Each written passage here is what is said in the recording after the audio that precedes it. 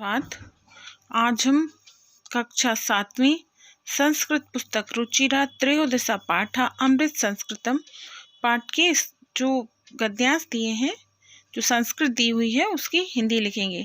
तो पहला हमारा है गद्यांश लिखना है हमें विश्वस्य से लेकर, ये लिखा है संस्कृति स्था तक, ये हमारा पहला गद्यांश है। इसके अनुवाद में बोल रही हूँ तो आप लोग ध्यान से सुनिए। उसको लिखना है, संसार की प्राप्त भाषाओं में संस्कृत भाषा प्राचीनतम भाषा है। यह भाषा अनेक भाषाओं की जननी मानी गई है। इसमें प्राचीन ज्ञान और विज्ञान का खजाना सुरक्षित है। संस्कृत के महत्व के विषय में किसी ने कहा है, भारत की दो प्रतिष्ठा हैं, संस्कृत और संस्कृति। ठीक है।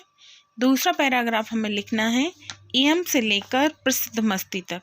ठीक है, अर्थशास्त्र जगति प्रसिद्धमस्ति तक। तो इसको लिखना है, यह भाषा अत्यधिक वैज्ञानिक है।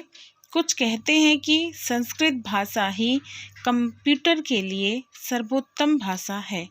इसका साहित्य वेदों, पुराणों, नीति शास्त्रों तथा चिकित्सा शास्त्र आदि के द्वारा समृद्ध है।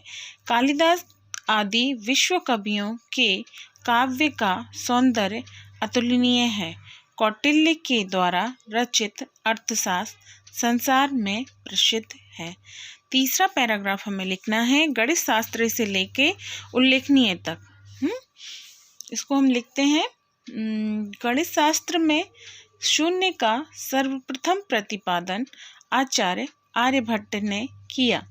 चिकित्सा शास्त्र में महर्षि चरक और सुश्रुत का योगदान विश्व प्रसिद्ध है।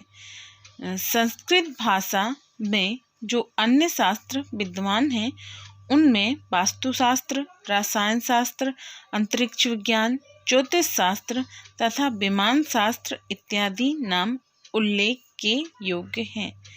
अब देखना है हमें चौथा पैराग्राफ हमारा है संस्कृति से लेकर सम्यक शिक्षाति तक।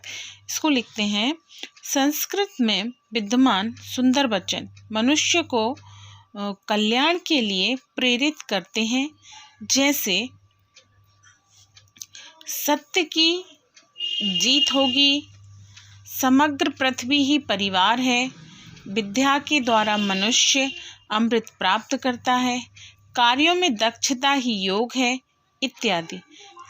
सभी प्राणियों को अपने समान मानकर व्यवहार करने के लिए संस्कृत भाषा अच्छी प्रकार शिक्षा देती है। पांचवा पैराग्राफ हम लिखेंगे केचन से लेके दूसरे पेज पर इसका दिया है ये उक्षतम तक, ये इसका हम पैराग्राफ लिखते हैं। ठीक है, तो इसको हम लिखना शुरू करते हैं। पांचवा पैराग्राफ चल रहा है, ध्यान से लिखिएगा। उसको लिखना है, पांचवा पैराग्राफ लिखना है हमें केचन कथयति से लेकर जो मैंने बताया वहाँ तक, उसका अनुवाद है, हिंदी अनुवाद। कुछ लोग कहते हैं कि संस्कृत भाषा का केवल धार्मिक साहित्य है। कुछ लोग कहते हैं कि संस्कृत भाषा का केवल धार्मिक साहित्य है। यह विचार उचित नहीं है। संस्कृत ग्रंथों में मानव जीवन के लिए विविध विषय सम्मिलित हैं। यथा महापुरुषों की बुद्धि, उत्तम लोगों का धैर्य और सामान्य लोगों की जीवन शैली वर्णित है।